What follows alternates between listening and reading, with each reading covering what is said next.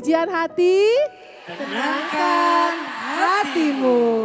Baik, selanjutnya kami akan mempersilahkan lagi jamaah berikutnya yang akan bertanya. Assalamualaikum warahmatullahi wabarakatuh. Waalaikumsalam warahmatullahi wabarakatuh. Saya Indah, saya dari Jakarta.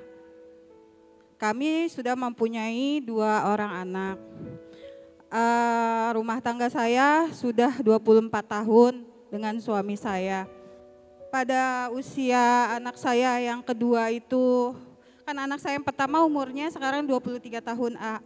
Yang kedua umurnya 11 tahun.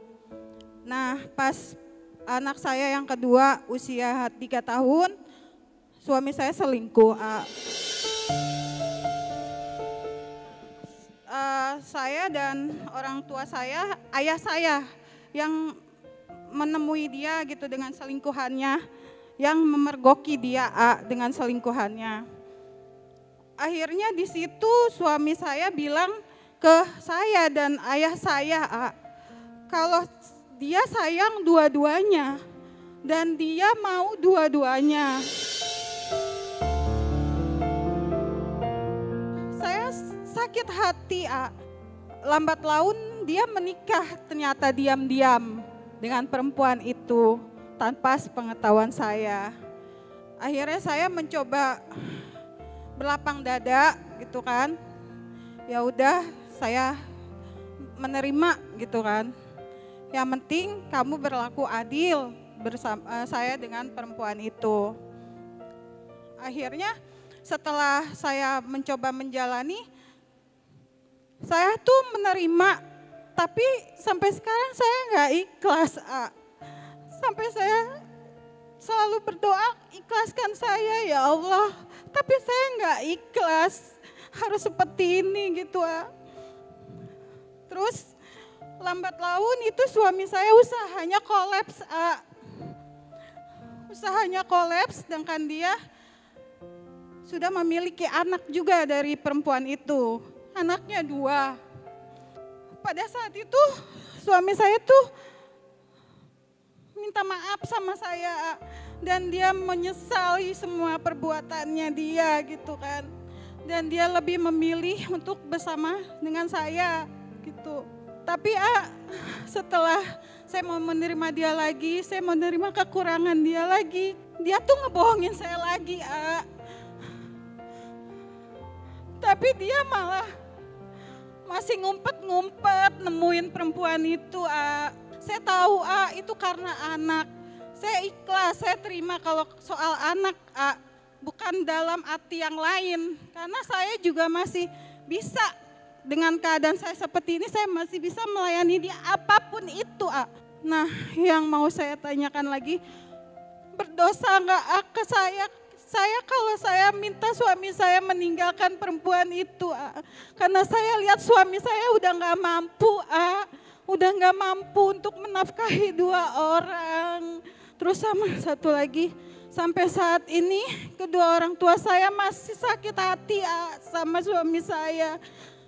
Saya bingung, walaupun di depan dia orang tua saya biasa aja. Tapi saya tahu ayah saya sakit hati sama perempuan laki-laki itu. Sama suami saya sakit hati banget.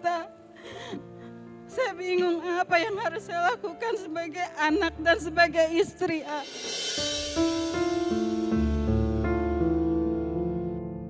Bunda, rumah tangga itu sekolah yang paling lama. Kalau sekolah berarti tempat belajar.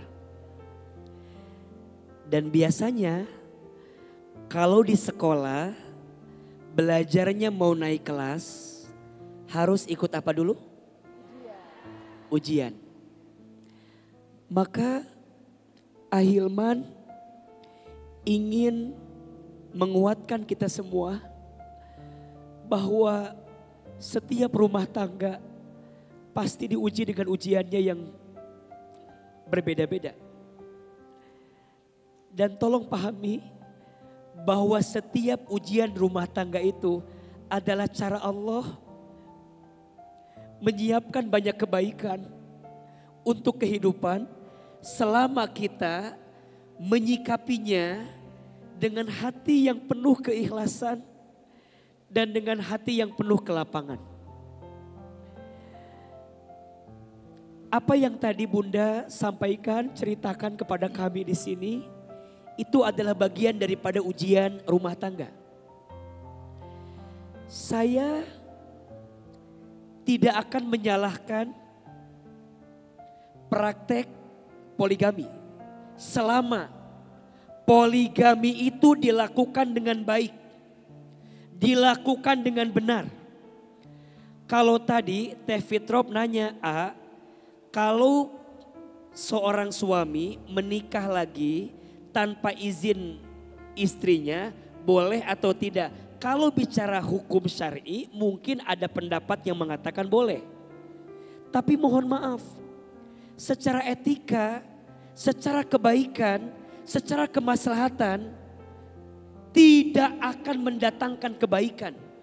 Kalau kita izin ya, berusaha ingin membahagiakan orang lain, sedangkan orang yang pertama dengan kita belum bahagia hidupnya. Maka jangan sampai kita bahagia di atas tangisan orang lain. Jangan sampai kita berpikir membahagiakan orang lain sebelum membahagiakan orang yang sudah bersama dengan kita. Maka salahnya di sini, izin ya, salahnya istri beliau merasa belum bisa dibahagiakan dan merasa bahwa suami beliau itu belum bisa melangkah untuk memiliki istri lebih daripada satu. Walaupun ada yang diberikan kemampuan itu, bisa adil, bisa berbuat dengan baik, ada. Tapi kalau mendengar penuturan dari apa yang tadi Bunda sampaikan, harusnya ada pertimbangan yang lebih matang untuk melangkah ke sana. Alhamdulillah beliau sudah tenggelam pada kesalahan itu. Beliau bertobat, kemudian sekarang balik lagi ke Bunda. Dan itu butuh ikhlas yang luar biasa. Tapi lagi-lagi setelah Bunda nerima, malah kemudian suami berbuat lagi apa yang tadi Bunda sampaikan. Tapi ya ini pilihan, sudah apalagi dengan yang di sana sudah punya keturunan juga. Ya sekarang tanya aja sama si ayahnya, suami Teteh, suami Bunda. Kalau kita bisa berbuat adil, tidak ada persoalan. Adil dalam urusan perasaan gak bisa. Pasti tidak akan bisa. Adil dalam artian ini bisa membagi kebaikan. Ingat, jadi suami itu tanggung jawabnya kecil apa besar? Ringan apa berat? Berat. Bahkan ada peringatan yang luar biasa. Barang siapa yang ketika di dunia memiliki istri lebih dari satu dan dia tidak bisa berlaku adil selama hidupnya di dunia, maka nanti di hari kiamat dia akan berjalan dengan keadaan condong ke kiri atau condong ke kanan. Terakhir saya kasih doa, mau? Doa ini agar kita bisa mendapatkan ketenangan hati. Bismillahirrahmanirrahim. Allahumma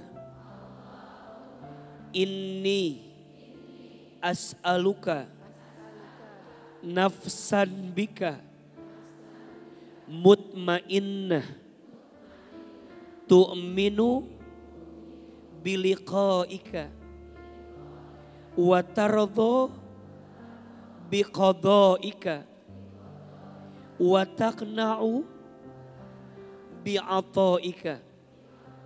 Ya Allah, sesungguhnya aku memohon kepadamu hati yang tenang bersamamu, hati yang yakin berjumpa denganmu, dan hati yang ridho menerima semua ketentuanmu.